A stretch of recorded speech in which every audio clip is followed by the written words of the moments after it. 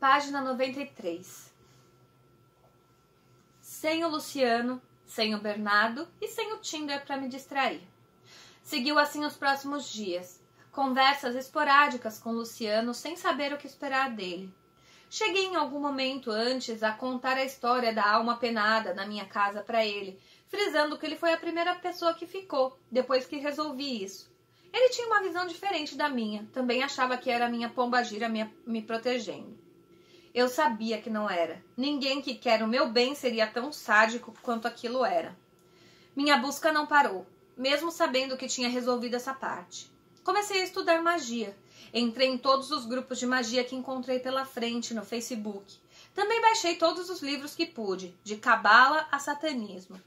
Queria ler tudo, aprender tudo. Comecei um curso de bruxaria, onde achei que sairia de lá mega do mal. Risos. Ilusão. Pink Witches. Foi o que encontrei lá. E olha que sou bem pink. Eu queria ir a fundo na magia, conhecer tudo. Eu estava sem uma religião definida e não queria escolher nada antes de conhecer tudo o que fosse possível. E magia sempre me encantou. Aos 16 anos, descobri a religião Wicca e tentei ler tudo o que podia sobre. Tinha muito pouca coisa na internet e eu não tinha meu próprio dinheiro para comprar livros e mais livros. Praticava como achava que deveria ser e gostava dos resultados. Mas nada era forte o suficiente para dar aquele chacoalhão na fé e falar: uau, isso funciona. E naquela época, passei a não acreditar em mais nada. Fiquei até os 19 anos sendo ateia. E digo que foi a pior fase que já passei emocionalmente. Era muito ruim não ter com quem contar. Era muito ruim achar que eu não tinha ninguém com quem contar. Sim, porque a fé me confortava só por ser a fé. Deus mesmo nunca chegou e me confortou, como dizem as outras pessoas por aí. E aí, por um lapso de preciso acreditar em alguma coisa, me agarrei de volta na religião e fiquei nela por 10 anos. Fui evangélica por escolha e gostava dos métodos super alá o segredo da Igreja Universal. Até hoje é uma coisa que gosto e recomendo, só não funcionou mais para mim quando precisei de uma atitude real na minha vida. Meu inimigo deixou de ser um emprego que não vinha, ou um problema de saúde. Meu inimigo era real e impedia, como já disse, a área que eu considerava mais importante para a minha vida, o amor. Meu curso de Wicca durou 4 meses e eu tive certeza de que não era isso que eu queria para mim no dia que fizemos um feitiço de um livro em aula. E eu, no final do feitiço, dizia: e não se preocupe, se for para ser, vai ser.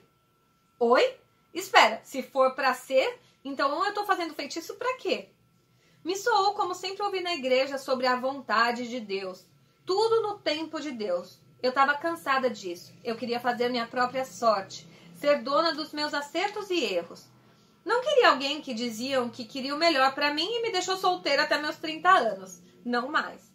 Estava disposta a pagar o preço por viver minha vida sozinha. Não me iniciei na última aula do curso. Não tive interesse. Pouco tempo depois conheci a Goetia e aí as coisas começaram a mudar. Estudei por 2 semanas e me senti preparada para realizar o primeiro ritual. Segundo a Wikipédia, Goetia ou Ars Goetia, ou ainda feitiçaria, refere-se a uma prática que inclui a invocação e evocação de anjos caídos e ou demônios ou espíritos que não seguem linhas evolutivas. E era isso que eu queria, exatamente. Queria mexer com quem está quieto. Queria entender das obscuridades do mundo, conhecê-las, dominá-las, entendê-las. Sem entender muito, usei um ritual de Goetia para evocar Lilith. Tempos depois, fui saber que Lilith não fazia parte dos 72 Daimons da Goetia, mas até então, como já ouvi sobre eu ser filha de Lilith, nessas buscas que vinha fazendo, achei que seria interessante a primeira evocação ser com ela. Fiz o triângulo, escrevi na mesa com giz os nomes em volta do triângulo e as siglas dentro. Coloquei o selo dela dentro do triângulo, peguei 4 velas vermelhas, uma em cada ponta do triângulo e uma no meio. Incensos, círculo de proteção e a oração do não nascido. Sinistro. Ao terminar a evocação, nada, não senti nada, não vi nada. Perguntei algumas vezes se ela estava ali e ela não respondeu, ou se respondeu não foi de forma inteligível para mim. Conversei com ela mesmo assim, como se ela estivesse ali. Sem respostas ou algo convincente para que me mantivesse engajada, encerrei o ritual e fui dormir. Por volta das 3 da manhã, acordei com ânsia de vômito. Foi o tempo de conseguir chegar no banheiro. Vomitei. Não tinha comido nada de diferente, não estava passando mal, nem nada diferente aconteceu. Ao terminar de vomitar, ia voltar para a cama quando me deu diarreia. Vários minutos depois, sem entender o que tinha acontecido, consegui voltar para a cama e dormir de novo. No dia seguinte, acordei bem, sem vestígio do que tinha acontecido na madrugada. Lembrei do quanto tinha passado mal, mas abstraí. Estava em grupos de WhatsApp de Goetia, mas não interagia muito. Quando vi alguém falando sobre efeitos colaterais de rituais e citou o que eu tinha tido. A evocação tinha sido bem sucedida. Lilith de alguma forma esteve lá ontem à noite. Me arrepiei. Ela atenderia meus pedidos, então? Continuei estudando e uma semana depois resolvi fazer outro ritual. Dessa vez tinha lido bem mais. Incrementei com incensos e vinho.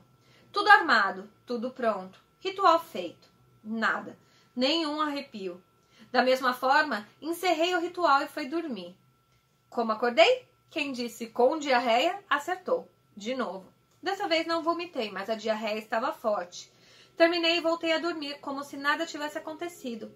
Só no dia seguinte eu liguei as coisas e percebi que tinha tido o mesmo efeito da outra vez.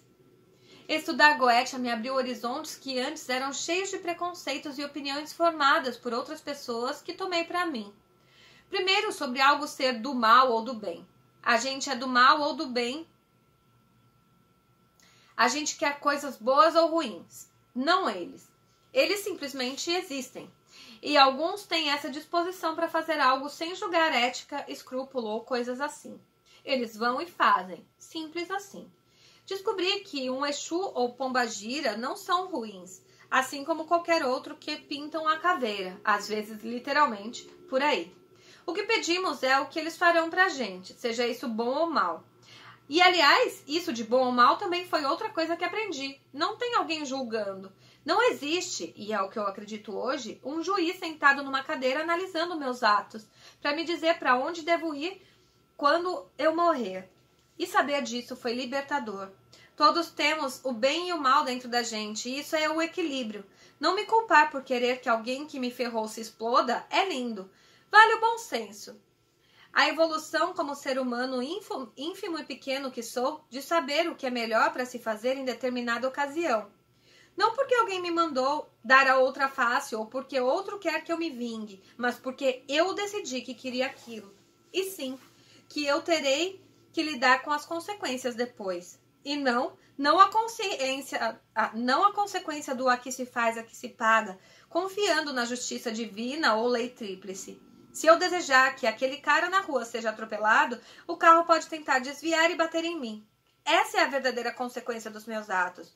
O que eu desejo que aconteça com o outro, seja de bom ou mal, pode bater em mim pelas voltas que a vida dá, e não por castigo. Saber disso e acreditar nisso definitivamente foi uma libertação para mim. Isso me libertou de achar errado várias coisas que antes eu achava.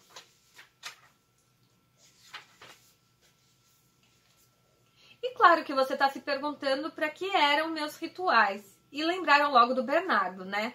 É verdade, ele nunca deixou de estar nos meus pensamentos e toda vez que pensava em sentimento, em rituais para isso, pensava nele. Amarração? Não, eu não precisava. Eu sabia que o que eu precisava era uma segunda chance de estar com ele. Eu precisava estar perto dele para que as coisas pudessem acontecer de novo. Pelo menos era o que eu achava. E por isso, sim, fiz inúmeros rituais pedindo para que nossos caminhos se aproximassem. Que eu tivesse a oportunidade de estar perto dele novamente, para ver o que e se ia acontecer alguma coisa. Tinha para mim que se tentássemos e não desse certo, eu não podia tirá-lo da cabeça. Então eu podia tirá-lo da cabeça. Até lá, essa quase obsessão continuava sempre presente. No final do ano, ainda conversando esporadicamente com o Luciano, sugeria que nos víssemos, depois de muito tempo conversando. Isso nunca partia dele, apenas de mim, como sempre, de novo e de novo. Até que no final do ano eu não tinha nada para fazer, minha filha estava com o pai e eu ia passar a virada do ano dormindo. Uma amiga me chamou para ir na casa dela. Acabei indo, sempre conversando com ele por mensagens. E por volta de 11 e pouco da noite ele fala o que em 6 meses eu ainda não tinha ouvido. Quer vir para cá? Sério? Ele estava me chamando para ir na casa dele, ver a família dele? Fiquei no mínimo curiosa. Além de gostar dele, tinha a curiosidade e a carência daquele momento que eu não tinha lugar nenhum para estar. Claro que aceitei. Deu meia-noite, comemoramos, resolvi ir embora depois e pedi para ele o endereço. Ele demorava para responder. E demorava. E não falava nada concreto. E eu dentro do carro, esperando para saber qual seria meu destino. De novo nessa situação, esperando a resposta de outra pessoa para decidir minha vida. E a resposta não vinha. Ele dava respostas vagas, até no final falar, peraí, e não voltar mais nas mensagens. Para mim foi o que bastou. Fui para casa chorando de ódio por ser a idiota de sempre. Vulnerável, acreditando em qualquer sorriso que me dessem. Qualquer migalha de carinho, como se eu implorasse por alguém que gostasse de mim. E implorava. Eu me amava, eu me achava incrível. Eu tinha aprendido a não precisar de ninguém. E eu não precisava, mas eu queria. A solidão existia muito forte dentro de mim. E eu queria.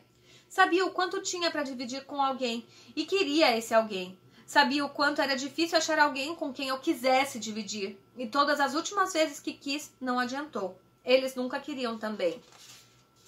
Voltei para casa naquele dia e quis beber. Fazia 8 meses que eu não bebia. Eu tinha decidido não beber mais desde que tinha começado essa jornada de descoberta. Eu nunca gostei, nunca bebi por lazer, então eu não precisava mais. Mas naquele dia eu bebi. Queria uma forma de esquecer que o cara da minha vida não estava comigo e que o outro cara com quem eu topava ficar não me queria também. Mandei um áudio gigante para ele no WhatsApp, que seria o último. Era a minha despedida dessa relação louca com ele. Disse que ele foi a maior perda de tempo da minha vida. Disse que me arrependia de ter deixado chegar onde chegou. Que ele nunca quis nada de verdade comigo, além de me enrolar. Falei tudo que estava entalado desde quando ele começou a complicar tudo. Desde quando eu tentei me afastar 1, 2 vezes, mas ele sempre curtia e comentava todas as minhas fotos e stories para eu lembrar que ele existia. Não me deixando esquecer nem deixar para lá. Me fazendo querer voltar e voltar, sem ele nunca ter me levado a sério de verdade. Falei muita coisa. O que eu não esperava foi a resposta dele. Ele respondeu com um áudio de mais de 10 minutos, me agradecendo pelo tempo que eu estive na vida dele, que ele gostava muito de mim. Disse até que, de certa forma, eu te amo. Essa frase tá em negrito, porque essa música existe com esse nome. De certa forma, eu te amo, lá no meu canal, Praise in Wonderland. Falando sobre o bem que eu fiz pra ele, como ele tinha sofrido e como ele tinha sofrido na vida. Como o outro relacionamento dele tinha o traumatizado. E isso eu tava cansada de saber. Tudo o que tinha de ruim que acontecia na vida dele, inclusive a depressão, que sempre fazia ele querer se isolar, e eu nunca entendi. Reclamou da família, do emprego, da vida que levava, e ainda falou que não queria me contaminar com seus problemas. Nada era novidade para mim. Conversávamos bastante e eu já estava cansada de saber de tudo isso. Só não a parte de quanto ele gostava de mim. Mas se ele gostava desse jeito de mim, por que diabos não lutava por isso? Eu não entendia. Não tentei retrucar. Afinal, com tudo que estávamos falando ali, se ele quisesse efetivamente algo comigo, dessa vez estava fácil, o jogo tinha sido aberto. Mas não. Nos dias seguintes, ele continuou curtindo minhas fotos como se nada tivesse acontecido, não me deixando esquecer da existência dele nem por um segundo. Aí resolvi bloqueá-lo, depois de inúmeras vezes fazendo a mesma coisa. Eu me afastava, ele estava sempre presente. Essa parecia a única solução para apagar ele de vez da minha vida. Entre uma sensação e outra, mandava uns e-mails aleatórios para o Bernardo, tentando puxar assunto. Coisas totalmente aleatórias, falando sobre minhas buscas, perguntando sobre a vida dele, o filho, mas o assunto nunca rendia muito e ele terminava por não me responder mais. Música. Se eu pudesse. Se eu pudesse te dizer a verdade e esquecer o medo que vem depois. Se eu pudesse te encontrar, deletar aquele e-mail, te abraçar, ter um tempo para nós dois. Contaria o que eu ainda não te disse, em todas as mensagens desses dias que falavam sobre nada. Te diria tudo o que eu inventei, todos os motivos só para ler suas palavras. Mas não finjo tão bem, se você descobrir. Mas a real é que eu não consegui. Só que para confessar eu vou ter que lidar com a possibilidade de perder para sempre. Se eu pudesse largar mão para não medir cada respiração, poder ser mais natural. Se eu pudesse me soltar, te olhar nos olhos e me declarar, se não fosse assim tão mal. Contaria o que eu ainda não te disse em todas as mensagens desses dias que falavam sobre nada. Te diria que eu já inventei mais de 1000 motivos só para ler suas palavras. Se é cedo eu não sei, mas quanto esperar? Queria saber no que vai dar. Mas se eu fosse dizer, iria compor uma canção de amor. No início do ano, voltei para os aplicativos de relacionamentos e conheci muita gente, como de costume. Eram jantares, bares, passeios no parque. Ninguém interessante ou que valesse realmente a pena. Alguns mais interessantes e eu ficava um pouco mais. Isso supria momentaneamente a carência, o vazio que sempre senti. Ainda sonhava com o Bernardo L., literalmente. Sonhos incrivelmente reais. Cheguei até a pensar que eram projeções, como inclusive era o que eu ainda estudava, mas já não tentava mais com tanto afinco. Mas não era. Eram apenas sonhos, às vezes lúcidos, onde eu matava a saudade do abraço dele, saudade de pegar na sua mão e sentir sua pele. Sentia a sensação de sempre, periodicamente. O Instagram dele ainda estava fechado, mas eu conseguia ver pelo Facebook. Numa das vezes que sentia tal sensação, ao entrar no Facebook dele, vi que tinha voltado com a mesma menina de antes. Tempos depois, sentindo a mesma coisa ainda, entrei de novo e vi que tinham separado de novo. Já fazia uns 3 ou 4 meses desde o início do ano e eu não falava mais com o Luciano. Inclusive, quando me senti forte, o desbloqueei de todas as minhas redes. Achei que podia lidar com ele comentando e curtindo minhas coisas de novo, se fosse o caso. De qualquer forma, não acreditava que ele continuaria fazendo isso. No dia seguinte, a sensação veio muito forte. Muito forte. A essa altura, eu ainda estudava Goetia, estava fazendo rituais para prosperidade e estava tendo bons resultados.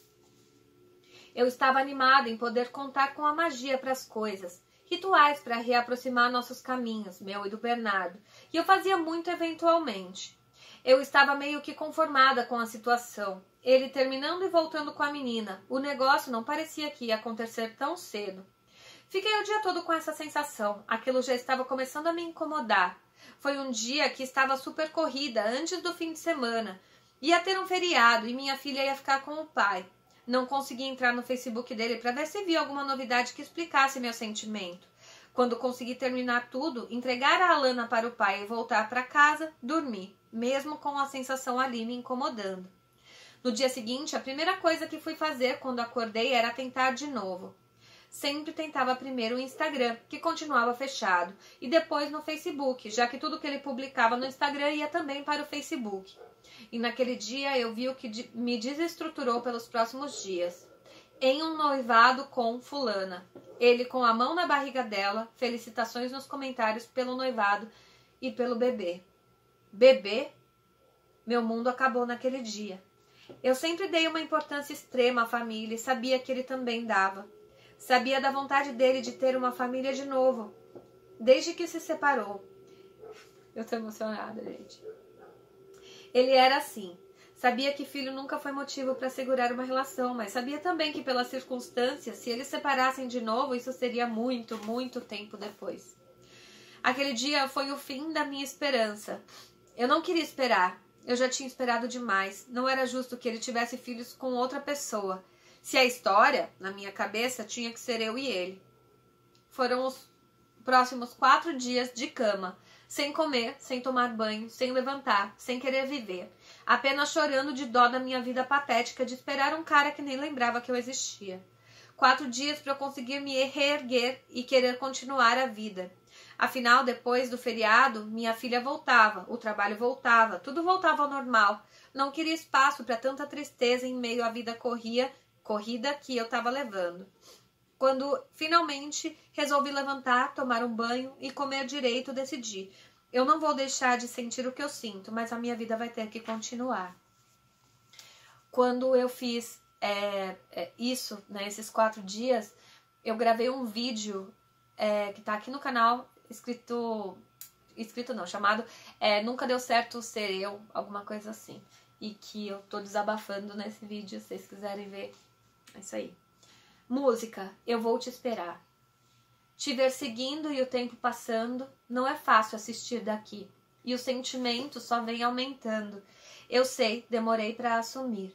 É que eu nunca pensei em deixar de pensar como seria a gente. Mesmo longe, eu não desisti desse amor. Não vou me perder, esse amor tá seguro. É um risco te amar.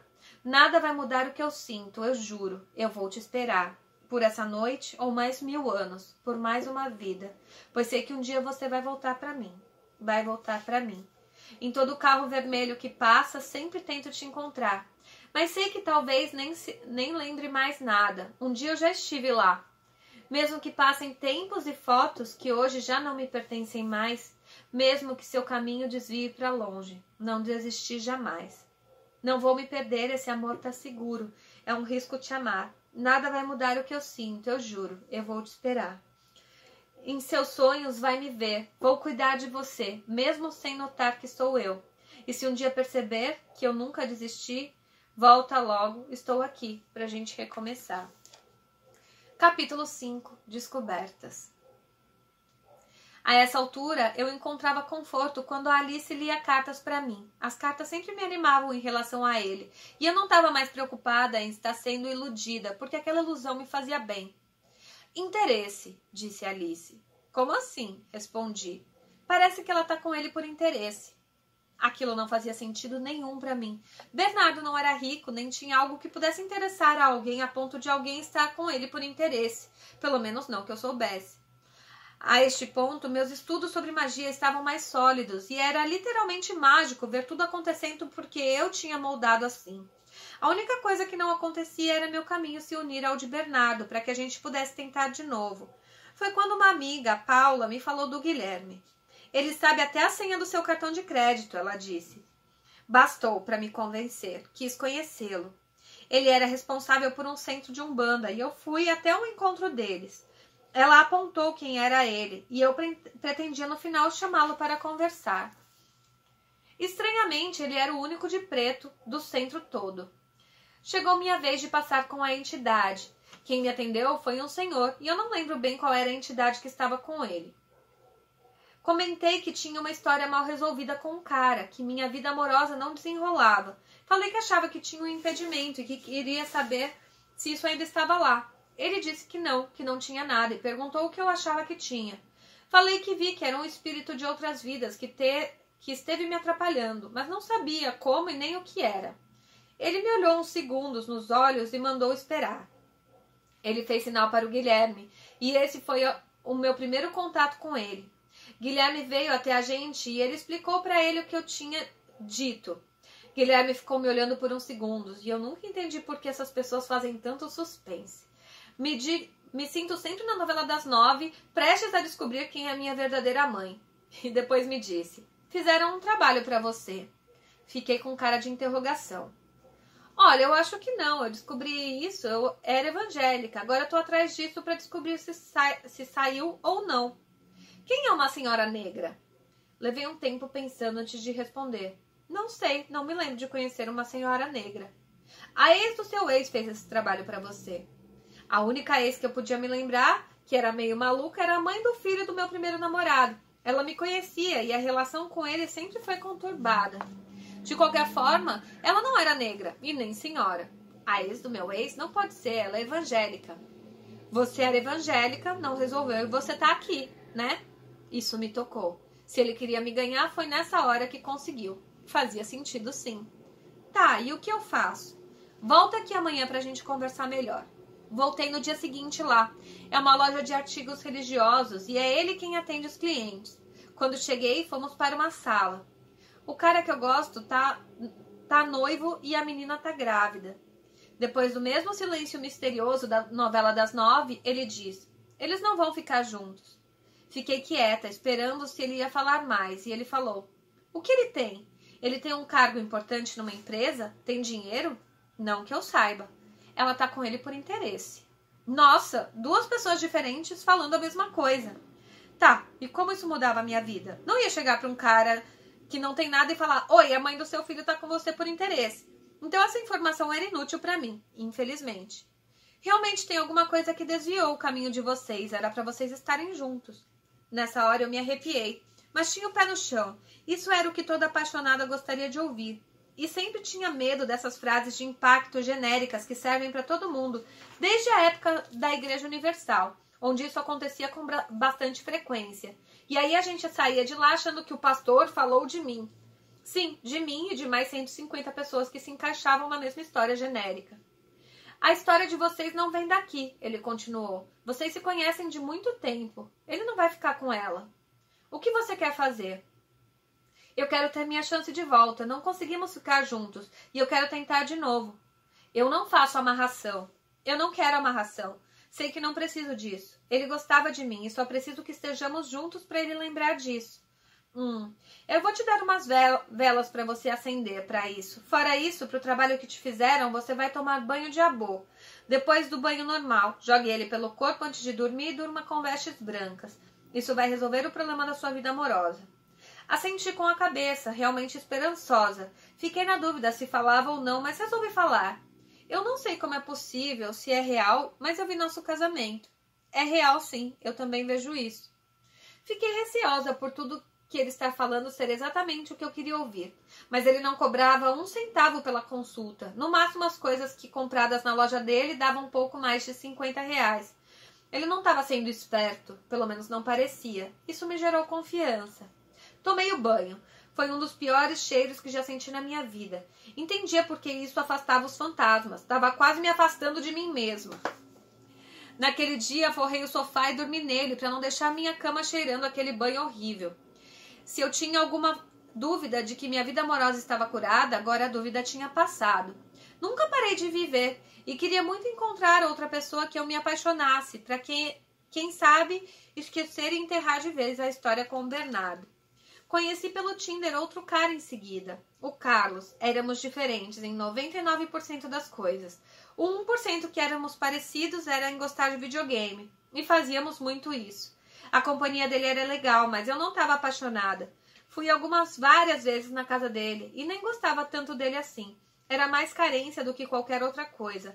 Ele tinha um estilo viking, tinha um rosto de príncipe da Disney, mas era escondido por uma barba de lenhador. Eu odeio barba. Era realmente muita carência estar com ele, tamanhas diferenças que tínhamos. Eu já tinha tentado isso antes, mas sabia que não durava muito. Um dia eu chamei para vir na minha casa. Estávamos ficando há uns 2 meses. No dia seguinte ele estava estranho. Nos despedimos naquele dia e o contato foi acabando até não nos falarmos mais. Pensei comigo que não poderia ser o que sempre foi, a tal influência. Afinal, isso só acontecia quando eu gostava mesmo dos caras, não quando eu estava ficando por ficar. E outra, agora eu tinha feito as coisas que o Guilherme tinha mandado. Não tinha mais problema nenhum. Não demorou muito até conhecer o Marcelo. Engraçado como eu estava atraindo pessoas que gostavam e entendiam de magia. Marcelo era quimbandista. Isso me fascinou. Tínhamos esse 1% em comum, que era a magia e o interesse pelo ocultismo. Todo o resto não batia. Era mais um que eu estava só por estar. Vai ficar repetitivo, mas depois de uns 2 meses ele passou uma noite em casa. Foi a última também. Não era possível. O negócio não tinha arrumado e ainda estava ficando pior. Será que eu não podia mais ficar nem com quem eu não queria ficar? Nessa altura, os sentimentos quanto ao Bernardo ainda permaneciam lá. Acendi velas que tinha que acender. Tinha desistido de encontrar com ele em sonhos e na projeção astral. Deixava acontecer. Ignorei a sensação que tinha sempre, por muitas vezes. Não adiantava nada saber dele. Fingia que não estava sentindo nada e continuava o meu dia. Luciano, que tinha visto que eu o desbloqueei, continuava a curtir minhas fotos e eventualmente a comentar nelas. Comentava stories e eu nunca respondia. Um dia a sensação foi forte. Geralmente era, mas tinha vezes que era mais. Tentei ignorar, mas ela continuou por mais uns 2 ou 3 dias. Segui então o caminho de sempre. Primeiro, entrar no Instagram, que estaria fechado, e depois entrar no Facebook.